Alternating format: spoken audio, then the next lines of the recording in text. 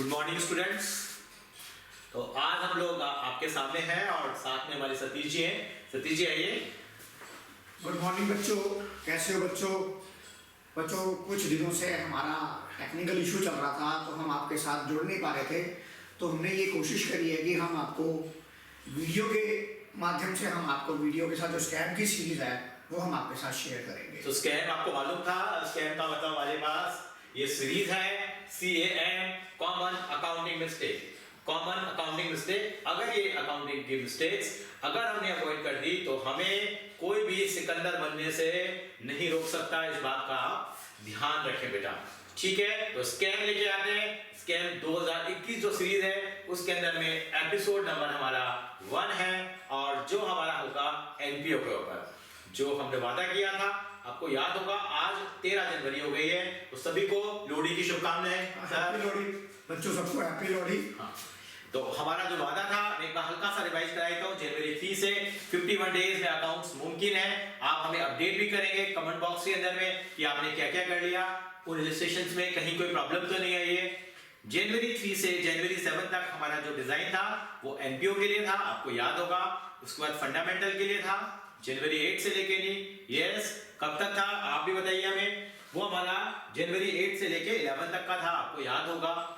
जनवरी 12 हमने गुडविल के लिए रखा था। तो आई होप आप चेंज इन रेशियो का चैप्टर कर रहे होंगे लोडी के साथ। जनवरी 13 तो जनवरी 15 हमारा चेंज इन रेशियो का है। तो आज हम पहला एपिसोड लेके आए, यस, एनपीओ के ऊपर, नॉट फॉर प्रॉफिट ऑर्गेनाइजेशन। बेटा जो ये हमने बच्चों ये स्कैम जो सीरीज हम आपके लिए बना रहे हैं, ये हमने कहीं से सॉर्ट आउट नहीं करी। ये हमारा जो पिछला 25 साल का जो हमने तजुर्बा देखा, हमने कॉपियां चेक करी, ये उसके बेस पे जो आप लोग वहाँ पर गलतियां कर जाते हो, सिली मिस्टेक्स कर जाते हो, जिसे आप सिली मिस्टेक्स की डेफिनेशन देते हो, हमें उन्हें अवॉइड करना है, उन्हें दूर करना है। अगर ये हमारी सिली मिस्टेक एक बार दूर हो गई तो हमारे नंबर अच्छे आ जाएंगे। जो कि अकाउंट्स में आपको डर लगता है कि सर हमारा पेपर कंप्लीट नहीं होता या हमारे सवालों में गलती हो जाती है, इन छोटी छोटी मिस्टेक्स को हम आपको रेक्टिफाई कराएंगे इन सीरीज की हेल्प से। और ये जो सीरीज होगी वो हमारी 13 एपिसोड में होगी, बिकॉज हमारे 13 चैप्टर हैं। तो ईच एंड एवरी की चैप्टर की हम अलग से सीरीज, अलग से आपको एपिसोड देंगे। और इससे पहले कि हम ये सीरीज शुरू करें तो मैं आपको बच्चों इसके लिए एक चीज़ की मैं रिक्वायरमेंट आपको बताता हूँ। देखिए, वीडियो तो आपने यूट्यूब पे देख ली, वीडियो का तो शेयर हमने यूट्यूब पे दे दिया। अब इसके लिए आपको क्या करना पड़ेगा, हम आपको बेटा फ्री ऑफ कॉस्ट अपनी ऐप देने जा रहे हैं, जिस ऐप का नाम है सतीश अकाउंट क्लासेस। जिस ऐप का नाम है सतीश अकाउंट क्लासेस, और ये आपने अपने मोबाइल पे इंस्टॉल करनी है, अपने मोबाइल पे इंस्टॉल करनी है। ये कैसे इंस्टॉल करनी है इसके बारे में मैं अब आपको डिस्कस करने जा रहा हूँ। तो चलिए, और आप कहोगे सर जब यूट्यूब पे वीडियो मिल जाएगी तो हमें ऐप डाउनलोड करने का क्या फ़ायदा होगा? बच्चों, जो हम इंपॉर्टेंट क्वेश्चंस या पॉइंट्स टू बी रिमेंबर जो आपने डेली बेसिस पे रिमेंबर करने हैं, तो वो आपको जो उसकी PDF मिलेगी वो वहाँ मिलेगी। कुछ अच्छे क्वेश्चंस मिलेंगे, कुछ इंपॉर्टेंट पॉइंट्स मिलेंगे, इवन आपको वीडियो भी मिलेगी। वीडियो का फ़ायदा ये होगा कि यूट्यूब पे जैसे आपको ऑनलाइन होना पड़ेगा, इंटरनेट लेना पड़ेगा, वहाँ पर आपको इंटरनेट की ज़रूरत नहीं होगी। सर तो अपनी एक बार ऐप के बारे में बता दीजिए बच्चों को, कहाँ कैसे कैसे उनको डाउनलोड करनी सर एक बार। हाँ बच्चों, अब आप ये देखिए बच्चों, जैसा कि आपके पास कई बच्चों के पास एंड्रॉयड फ़ोन होते हैं और कईयों के पास एप्पल के आईफोन होते हैं। तो दोनों ही केस में आपका अलग अलग इंस्टॉलेशन है। तो सबसे पहले मैं गूगल प्ले स्टोर की बात करता हूँ, एंड्रॉयड की बात करता हूँ। गूगल प्ले स्टोर में सबसे पहले आप प्ले स्टोर में जाइएगा और प्ले स्टोर में सबसे पहले आपने डाउनलोड करनी है सतीश अकाउंट क्लासेस। देखिए, सबसे पहले आपने डाउनलोड करनी है, ये देखिए मैंने 2 हिस्सों में डिवाइड करा। सबसे पहले मैं एंड्रॉयड वर्जन की बात बता रहा हूं। गूगल प्ले स्टोर से आपने क्या करना है,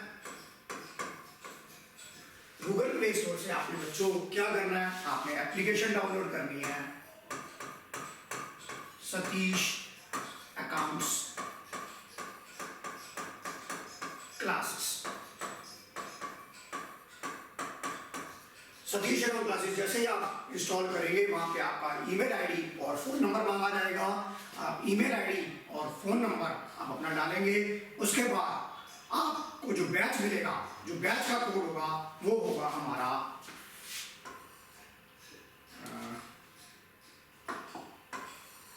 मैं आपको बताता हूँ, एक चीज होगी बेटा हमारा बैच कोड। बैच कोड जो होगा वो आई थिंक हमारा स्कैम 21 होगा। बैच कोड जो होगा वो हमारा स्कैम 21 होगा। तो आप बैच कोड डालेंगे या जैसे जैसे आप अपना डाउनलोड करते जाएंगे वहां हमें रिक्वेस्ट भेजते जाएंगे, हम वो आपकी रिक्वेस्ट एक्सेप्ट करते जाएंगे, या स्कैम 21 के नाम से हमारा बैच कोड होगा। आपने ये बैच कोड की रिक्वेस्ट डालनी है, उसके बाद आ जाइए एप्पल में, यानी कि iOS। जो बच्चे एप्पल का फोन यूज करते हैं वो लोग क्या करेंगे, वो लोग बेटा पहले अपने iOS में जाएंगे और वहां इंस्टीट्यूट में वहां डाउनलोड करेंगे माई इंस्टीट्यूट। सबसे पहले आप डाउनलोड करोगे बच्चों माई इंस्टीट्यूट, वहां पर आपको इसके बाद आपको कोड पूछा जाएगा, that is called ORG code. आपको ORG कोड पूछा जाएगा बेटा। ORG कोड में आपने डालना है ASCLS। ऑर्गेनाइजेशन कोड में आपको डालना है ASCLS। उसके बाद आपका बैच कोड आ जाएगा। बैच कोड में सेम बेटा डालोगे स्कैम 21। आप स्कैम 21 डालोगे, इसके बाद आपका जो ये प्रोसेस है वो कंप्लीट हो जाएगा और आपको इसमें 2 फायदे मिलेंगे बेटा। आपको पिछले 5 सालों के पेपर भी यहाँ स्टडी मटेरियल में मिलेंगे, आपके लिए बहुत बेनिफिशियल है और ये आपके लिए कोई चार्जेस नहीं है, ये हम आपको फ्री ऑफ कॉस्ट प्रोवाइड कराने जा रहे हैं। क्योंकि इस पेंडेमिक के अंदर बच्चों को बड़ी दिक्कत आई है ऑनलाइन पढ़ने में, तो हम ये कोशिश करना चाहते हैं कि इस बार जो मई में पेपर होने हैं उसमें हमारे जो बच्चे हैं वो अच्छा परफॉर्म कर पाए। आइए इसमें कोई ऑर्गेनाइजेशन कोड तो नहीं है कोई ये एंड्रॉइड में या इसमें है? एंड्रॉइड में चाहिए नहीं और सर, कोई पासवर्ड वगैरह तो नहीं है? नहीं कोई पासवर्ड नहीं है। ठीक है, thank you sir for giving this wonderful platform कि बच्चों को मिलेगा और इससे बच्चे आसानी से एग्जाम को और टेस्ट को कर पाएंगे। सर आगे चलते हैं हम लोग शुरू करते हैं। हाँ, एक बार आप बेटा इसका स्क्रीनशॉट ले लीजिए, आप इसको लिख भी सकते हैं। उसके बाद हम जो कॉमन मिस्टेक जो करते हैं आप लोग वहां पे आते हैं हम लोग। सर सबसे पहले सर मैं चर्चा करना चाहूंगा सर यहाँ पे मेथड ऑफ अकाउंटिंग के ऊपर। सर बेटा पहला आपका जो कॉमन जो हम लोग शुरू कर रहे हैं कॉमन अकाउंटिंग मिस्टेक के लिए जो स्कैम है, पहली गलती एनपीओ के चैप्टर में क्या हो सकती है sir? Method of accounting. Method of accounting मैं क्वेरी रेज करूंगा और सतीश जी इसका आंसर देंगे। सर मेथड ऑफ अकाउंटिंग मेरा सवाल है ताकि बच्चे भी ध्यान रखें, रिसीव्ड एंड पेमेंट अकाउंट में कौन सा मेथड ऑफ अकाउंटिंग फॉलो होता है, बच्चों को क्या लिखना होगा? ठीक है सर, मैं बच्चों देखो बिल्कुल सिंपल तरीके से चलता हूँ। I am a receipt and payment account and he is a income and expenditure account. मैं रिसीट एंड पेमेंट अकाउंट हूँ, ये इनकम एंड एक्सपेंडिचर अकाउंट है। और आपने 11th के अंदर बेसिस ऑफ अकाउंटिंग पढ़ा। I am a cash basis of accounting, he is the account basis of accounting, he is the basis of accounting. अब आप देखिए मैं रिसीट एंड पेमेंट अकाउंट हूँ। अब सबसे पहले रिसीट एंड पेमेंट अकाउंट क्या होता है? Receipt and payment account is summary of cash flow. It means underline the word cash flow. इसका मतलब रिसीट एंड पेमेंट हुआ वो क्या हुआ? On the basis of cash basis of accounting. So conclude करते हैं यहाँ पे। पहली मिस्टेक जो होती है मेथड ऑफ अकाउंटिंग को लेकर होती है, रिसीव्ड से payment account cash basis accounting को फॉलो करता है, और हमारा जो इनकम एंड एक्सपेंडिचर अकाउंट है एक्यूरेट बेसिस ऑफ अकाउंटिंग। और एक्यूरेट बेसिस ऑफ अकाउंटिंग का दूसरा नाम है मर्केंटाइल बेसिस ऑफ अकाउंटिंग, जिसको हम लोग बोल देते हैं कहीं ऑप्शन में ना आ जाए कहीं पे ये। दूसरी बात सर यहीं से एक क्वेश्चन और निकल के आता है, रिसीव्ड से पेमेंट अकाउंट का नेचर क्या है? नेचर क्या है सर? ये बताओ नेचर हम ट्रेडिशनल में दें या मॉडर्न में दें? सर ट्रेडिशनल दे देंगे जो ऑप्शन आ रही है हमारे पास। तो सर तो उसका आंसर रियल अकाउंट होगा सर, रियल अकाउंट। हाँ, और income and expenditure account nominal account. Nominal account. देखिए जहां ऑप्शन रहेंगी वहां पर कोई प्रॉब्लम नहीं है, लेकिन जहां स्ट्रेट फॉरवर्ड आ गया right the nature of income and expenditure account, बच्चे लेके आते हैं एक्यूरेट बेसिस ऑफ अकाउंटिंग। तो ये कॉमन मिस्टेक्स हैं जिन पे हमें ध्यान रखना है। तो पहली मिस्टेक मेथड ऑफ अकाउंटिंग, दूसरी होती है नेचर ऑफ अकाउंटिंग। तीसरी जो मिस्टेक है जो ब्लंडर कहते हैं हम लोग, जो ब्लंडर कहते हैं यो हमारे पास आती है cost of material consumed. Cost of material consumed के अंदर जो आती है, जिसके अंदर में भी अगर आपको साथ में क्रेडिटर का अमाउंट दिया हुआ है, क्रेडिटर दे रखी है, और साथ साथ में अगर आपको परचेज दे रखी है, आपको ओपनिंग क्रेडिटर दे रखे हैं, क्रेडिट क्लोजिंग क्रेडिटर दे रखे हैं, और साथ में अगर आपको परचेजेस दे रखी है, क्रेडिट परचेज दे रखी है, तो सर वो क्रेडिट परचेज का अमाउंट हमें क्या करना होगा सर? बताइए बच्चों को।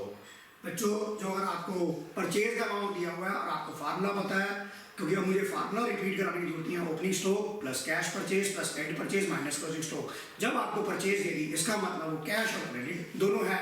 बच्चे क्या करते हैं, उसमें क्रेडिट अकाउंट बनाने की कोशिश करते हैं और उन्हें हासिल कुछ नहीं होता और वहाँ कंफ्यूज हो जाते हैं। तो ये बिल्कुल ध्यान रखेंगे ये, यानी कि अगर आपको वहां पर ओपनिंग और क्लोजिंग क्रेडिटर्स रखे हैं, हम normally by default closing creditor को प्लस करते हैं, ओपनिंग क्रेडिटर को माइनस करते हैं, लेकिन वहां अमाउंट पेड दिया होता था, लेकिन अमाउंट पेड ना देके ऑलरेडी आपको क्रेडिट परचेज दे रखी है, तो इसका मतलब creditors will be ignore sir. Total purchase not credit purchase, total purchase दी होगी, क्रेडिट परचेज नहीं दिया होगा। हाँ, तो एक तो पहली बात मिस्टेक ये हुई। अब चौथी मिस्टेक ले सर जी। सबसे बड़ी आपकी फंड बेस्ड अकाउंटिंग के अंदर आती है सर। फंड बेस्ड अकाउंटिंग के अंदर में सीधी सी बात है, फंड बेस्ड अकाउंटिंग आपने बहुत अच्छी की हुई है, फिर भी अगर आपकी कोई डाउट्स है, पर्टिकुलर डाउट्स है, कमेंट बॉक्स में लिखिए, उनके आंसर आपको मिलेंगे।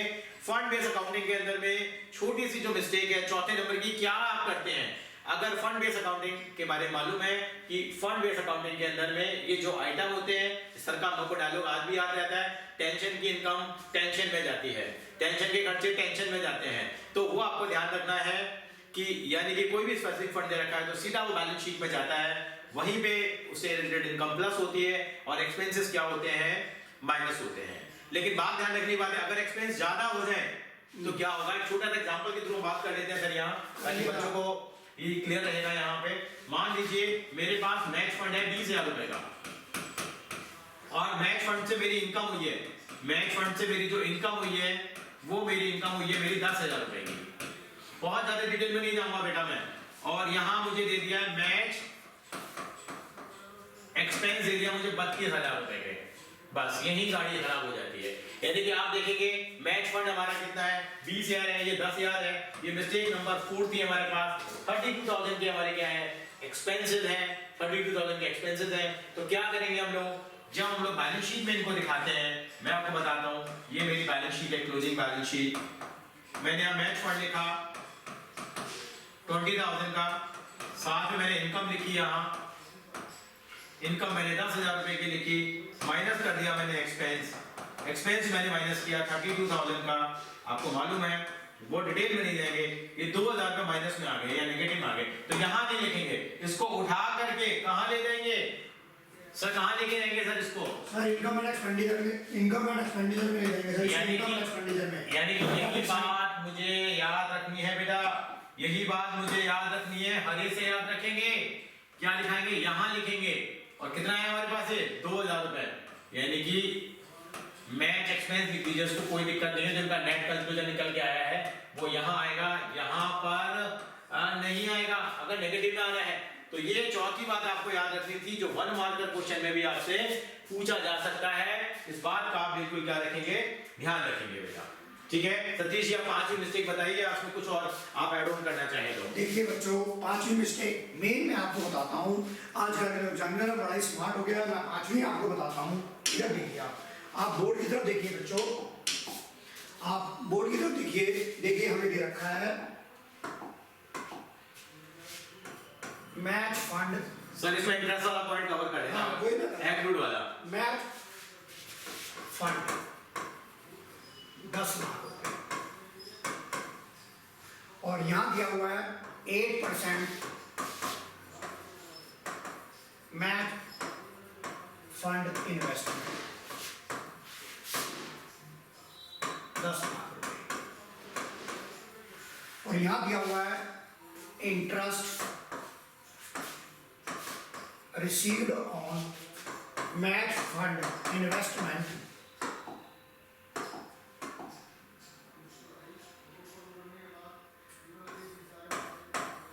65,000 रुपए, और यहां दिया हुआ है आपको मैच एक्सपेंसेस 6 लाख रुपए। अब आपको फाइनल अकाउंट में से कैसे डील करना है, आप सिंपल तो सवाल कर जाते हो, जो मेन पॉइंट है, जो गलती होती है, मैंने पूरा सवाल से लिखा कि मुझे गलती को समझाना है। आप ये देखिए बच्चों, ये चीज आप नोट करिए, ये देखिए आप, ये देखिए ये क्या है सर, ये 8% है, इसका मतलब क्या है सर, इस पे 8% इंटरेस्ट मिलेगा। तो आप ये देखिए आपकी इन्वेस्टमेंट कितने की थी बेटा? इन्वेस्टमेंट थी आपकी 10 लाख रुपए की। दोबारा देखिए बेटा, आपकी जो इन्वेस्टमेंट कितने की थी? आपकी इन्वेस्टमेंट थी 10 लाख रुपए की, और 10 लाख रुपए पे 8% क्या होगा? 10 लाख का 8% होगा आपका 80,000 रुपए। 10 लाख का, और आपको इंटरेस्ट कितना मिला है? 65,000 रुपए। इसका मतलब 15,000 क्या हो गया? 15,000 हो गया एक्रूड। 15,000 एक्रूड हो गया। बच्चे यहाँ पर भी गलती करते हैं, और इसके बाद क्या गलती करते हैं?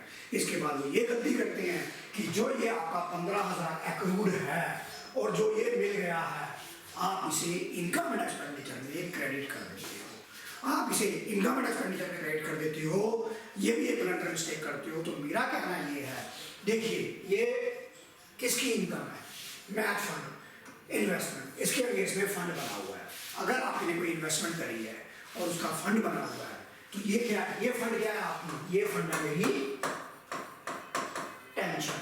तो ये चीज याद रखना बच्चों, जो टेंशन के फंड के ऊपर जो आपने टेंशन की इन्वेस्टमेंट की होगी, उस पर जो इनकम मिली या नहीं मिली, क्योंकि आपका इनकम एक्सपेंडिचर एक्रूअल बेसिस पे बनता है, तो आपको दोनों ही चीजें कंसिडर करनी है। और दोनों आपको कहाँ करनी है? सर दोनों करनी है, हमें मैच फंड के अंदर ऐड करनी है। ये आपका इनकम एंड एक्सपेंडिचर में नहीं आएगा। ये बात आपने याद रखनी है। इसे कैसे शो करना है? आपने इसे ऐसे शो करना है। ये देखिए, मैच फंड कितना था सर? 10 लाख रुपए का। बिल्कुल सर। मैच फंड 10 लाख रुपए का था। आपको इंटरेस्ट कितना रिसीव हो गया? 65,000 सर। 65,000 पे इंटरेस्ट रिसीव हो गया। अब एक्रूड भी यहाँ आएगा, एक्रूड इंटरेस्ट। जैसे ही आप यहाँ एक्रूड इंटरेस्ट लिखोगे, यहाँ पर लिख दो एक्रूड इंटरेस्ट, दोनों साथ साथ की तरह। Wonderful. तो यहाँ पर भी भूल जाते हैं। Wonderful. 15,000 accrued interest, 15,000 accrued interest आ जाएगा यहाँ पर 15,000, और यहाँ पर था आपका नेट फंड इन्वेस्टमेंट 10 लाख रुपए ये थी। और यहाँ पर आपका ये 15,000 बच्चों भूला मत ऐड करना, यहाँ पर ये 15,000 यहाँ ऐड हो जाएगा। उसके बाद आपने एक्सपेंस कर दिए 6 लाख रुपए के सर। 6 लाख रुपए के मैंने एक्सपेंस कर दिए। अब देखिए 480 बाकी का बैलेंस आप निकाल लीजिए। अब आप कहोगे सर ये बैलेंस शीट का मैच नहीं कर रहा, तो बच्चों ये एक्स्ट्रा बैलेंस शीट होती है, ये कभी भी आपकी मैच नहीं करेगी। ये हमारी मिस्टेक नंबर की 5, छठी मिस्टेक जो है वो रवि सर आगे बताएंगे। आइए रवि सर, अगर ये फाइनल अमाउंट नेगेटिव आ रहा है, जैसे मैंने बताया था आपको, अगर ये फाइनल अमाउंट नेगेटिव आ रहा होगा तो ये एक्सपेंडिचर साइड पे चला जाएगा। जी सर। ये अमाउंट लिख भी देते हैं यहाँ पे। जी ये 4,80,000 आएगा यहाँ। और ये आ गया आपका 10 लाख। सर टोटल करने की वैसे जरूरत नहीं है, मैं तो कहूँगा सर, हाँ। क्योंकि they are known as the, जैसे भी आपने सब बताया, they are known as the extract of balance sheet. अब मैं बताने जा रहा हूँ जो मिस्टेक नंबर आपको बताने जा रहा हूँ, 7 मिस्टेक बता रहा हूँ। 7 मिस्टेक वो मिस्टेक है जो मेरे बच्चों ने तो करी थी सर। आपको भी याद होगा 2018 का पेपर था, 19 का था, मैं थोड़ा सा इसमें को याद नहीं आ रहा है, 2019 का पेपर था। और आप मुझे बताएंगे कि देखिए क्या मिस्टेक थी वहां पे। वहां मिस्टेक क्या हुई? देखिए बेटा, वहां बैलेंस शीट, वहां पे इन्होंने एक इनकम, वहां पे इन्होंने रिसीट्स एंड पेमेंट अकाउंट देने का तरीका क्या दिया हुआ था? रिसीट्स एंड पेमेंट को मुझे आज भी याद है, अगर मैं करूंगा तो शायद मैं भी गलती कर दूं। और वहां पे दे रखा था to sale of furniture, sale of furniture लिखा हुआ था 6,000 रुपए। मैंने फिगर चेंज कर दी है और यहां दे रखी थी मुझे बुक वैल्यू 4,000 रुपए की। तो बच्चे मैं जानना चाहूंगा आप उसकी ट्रीटमेंट क्या करेंगे? आप उसकी ट्रीटमेंट क्या करेंगे? आप उसकी ट्रीटमेंट आप कहेंगे सर 2,000 रुपए का मेरा प्रॉफिट हो गया, और 2,000 रुपए का जो प्रॉफिट हुआ है वो कहां आएगा?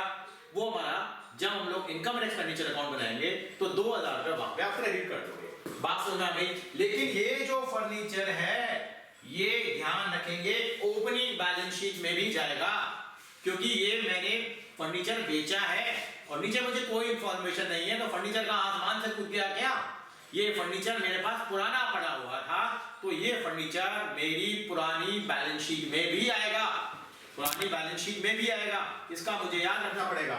यानी कि मैं जब अपनी ओपनिंग बैलेंस शीट बनाऊंगा और जब मुझे कैपिटल फंड कैलकुलेट करना होगा, तो वहां पर भी ये फर्नीचर मुझे 4,000 रुपए का निकालना होगा, जो मेरे कैपिटल फंड की कैलकुलेशन में काम आएगा।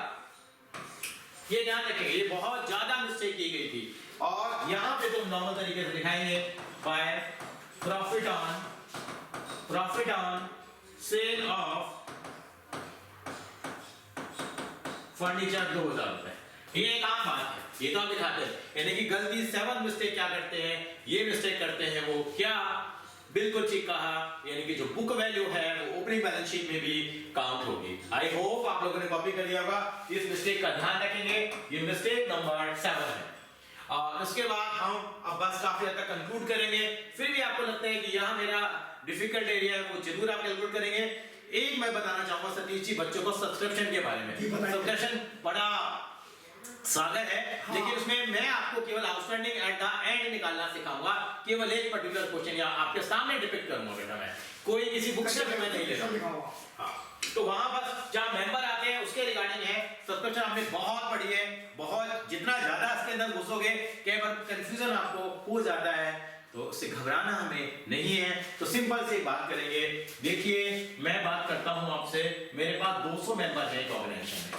ये सारी कहानियां आपको पता है, 200 मेंबर हैं और ईच मेंबर पेइंग, मैं 2 मिनट से ज्यादा नहीं लूंगा। 8वीं मिस्टेक है और ये मेरी आखिरी मिस्टेक होगी यहाँ पे समझाने के लिए। पेइंग ₹1000। मेरे पास 200 मेंबर हैं और एक मेंबर 1000 रुपए की पेमेंट करता है, तो आप मान लीजिए टोटल अमाउंट कितना आएगा मेरे पास। टोटल अमाउंट तो बेटा कितना आएगा, 2 लाख रुपए आएगा, जो आपको कहां पे दिखाना होता है, बिल्कुल जो कहां पे आपको दिखाना होता है, ये आपको दिखाना होता है इनकम एंड एक्सपेंडिचर अकाउंट की क्रेडिट साइड पे। यहाँ छोटी सी बात समझेंगे, ज्यादा टाइम नहीं लेंगे। जो मैं रिसीव्स एंड पेमेंट अकाउंट मुझे दे रखा है यहाँ, ये मेरे को इन्फॉर्मेशन देने की थी। आरएनपी अकाउंट दे रखा है और ये दे रखा है 31 मार्च 2020 का दे रखा है। तो मुझे यहाँ पैसा मिला, मैं लिखता हूँ बेटा यहाँ पे 2019 में पैसा मिला मेरे को, 2020 का मुझे पैसा मिला, और मैं इसको एग्जैक्टली लिखूँ तो ये 19-20 लिखूंगा, इसको 18-19 लिखूंगा, और ये मैं लिखूंगा 2020 और 2021। मुझे टोटल जो पैसा मिला वो बताता हूँ। मेरा टोटल बनता है 2 लाख रुपए।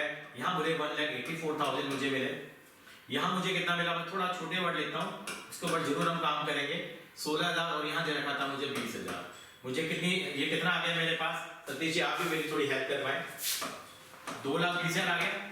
ये आपको दे रखा था 2,20,000 रुपए। सर थोड़ा सा फोन पतला कर लो क्योंकि बच्चों को नजर नहीं आएगा। कोई दिक्कत नहीं है सर। ये लो, अब 2,20,000 रुपए कर देते हैं सर, चले देते हैं, कोई बात नहीं, इसको आगे मैं सुधार लेता हूँ उसको। ये 2,20,000 हो गए। अब यहाँ पे एक वर्ड और दे रखा था हमारे, outstanding as on 31 March 2019 was rupees, मैंने कहा वाज रुपीज 21,000। 1 मार्क का क्वेश्चन भी आ सकता है। तो मैं आपको बताना चाह रहा हूँ, इनकम एक्सपेंडिचर में तो आपने बता दिया, calculate outstanding at the end. अगर आपको इसकी डिटेल के अंदर जाना है तो आप हमारी वीडियो देख सकते हैं हमारे चैनल पे जाके, वहां आपको मिल जाएगी। Calculate outstanding at the end केवल ही निकालना सिखाऊंगा, ज्यादा टाइम नहीं लूंगा। या आपको जिस भी तरीके से आपको सर ने कराया हो, आपके ट्यूशन टीचर ने कराया हो, आपके स्कूल टीचर ने कराया हो, उस तरीके से करिए, बस इस मिस्टेक को वहां जाके मत करना। मैं तो सीधी सी बात कहता हूँ बेटा, कितना पैसा आना चाहिए था, 200 मेंबर है, एक मेंबर 1000 रुपए देता है, तो मेरे पास 2 पेटियां आनी चाहिए। बढ़िया आदमी पेटियों में बात करता हूँ, तो 2 लाख रुपए आने चाहिए। आया कितना इस साल मेरे पास सर, 1,84,000 आया। कितना बकाया रह गया, 16,000। पुराना हिसाब भी देख लूं मैं, पुराना कितना पेंडिंग है मेरा।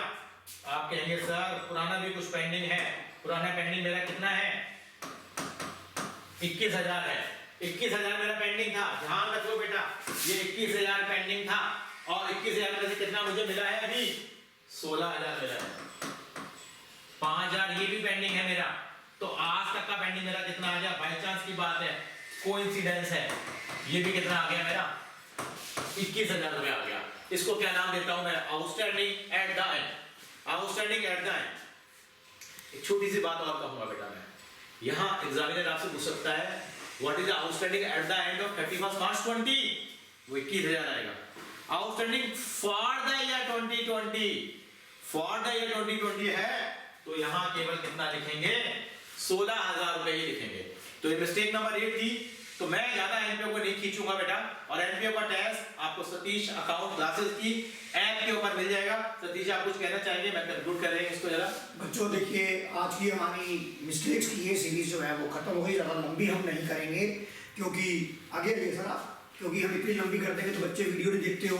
अब आपसे हम्बल रिक्वेस्ट है कि हम जो आपको असाइनमेंट देंगे वो आप लॉयल्टी के साथ कंप्लीट करेंगे और हमारी हौसला अफजाई करेंगे कि जो हम दोनों ने ये एक एफर्ट किया है वो आपको पसंद आए, और आपको अगर कोई कमी नजर आती है तो हमें कमेंट बॉक्स में बताएं कि सर आप ये मिस्टेक थी, इसे थोड़ा सा सुधारिए। मतलब यहाँ हमारी मिस्टेक हो सकती है, हाँ। तो बेटा आपकी बेहतरी के लिए किया जा रहा है, जितना आप कहेंगे उससे हमारा कॉन्फिडेंस लेवल बढ़ेगा। हाँ। और अगले हम लोग जो लेके आएंगे, सेकंड जो एपिसोड इसका लेके आएंगे, वो हम लेके आएंगे फंडामेंटल का।